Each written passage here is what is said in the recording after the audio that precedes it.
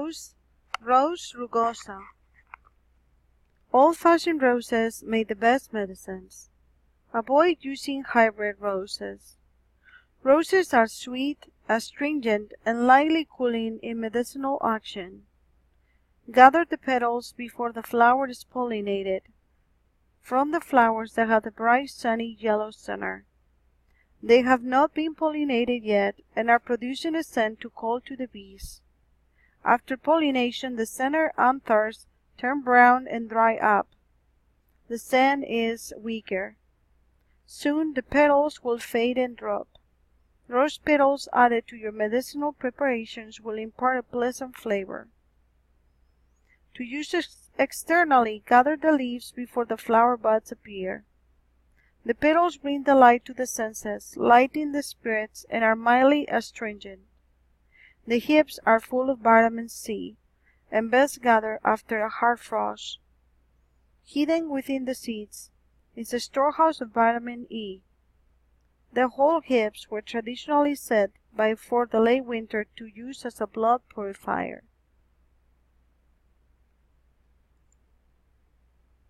St. John's wort, Hypericum perforatum. This herb's action is specific to the nervous system. Later on, we're going to talk about how different colors on flowers will mean different kinds of uses. Use it topically to relieve neuralgia or back pain, or to heal clean wounds quickly.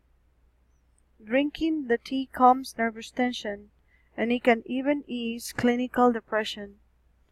It gives the body an antiviral boost.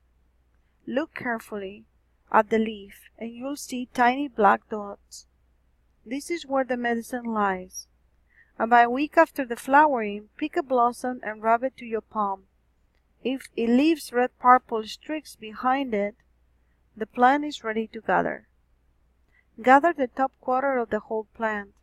Some people become sensitive to sunlight after drinking the tea for extended periods of time. Strawberry, Fragaria vesca. Strawberry teaches us to pay attention to gathering times. All parts are medicinal, and the medicinal virtue to each one part changes through the growing season. How interesting! For example, the unopened blossom is somewhat bitter and astringent, useful against diarrhea and upset stomach. The fully open flower is fragrant and sweet and stimulates appetite.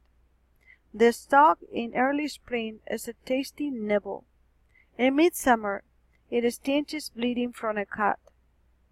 The overall balanced mineral content of strawberry leaf tones the heart and blood vessels, but I will allow you to discover for yourself when it is best to gather. Now finally, I'm from Spain, and I used to gather thyme when I was about 4 to 5 years old to make perfumes. I also use it in my soaps, and it's one of my favorites. Thyme, or Thymus vulgaris. Modern medicine may have little to offer you against viral infections, but the herbalists have thyme. Drink thyme at the onset of a cold or chills to increase the efficiency of the immune system. The tea is also antimicrobial, antifungal, and mildly aseptic, making it excellent for external cuts and wounds. Thyme tea warms the stomach, eases cramps, and calms nervous conditions. The plant is so useful that it is known as mother of thyme or mother's thyme. Avoid frequent large doses of thyme during the first trimester of pregnancy, as it might bring on the menses.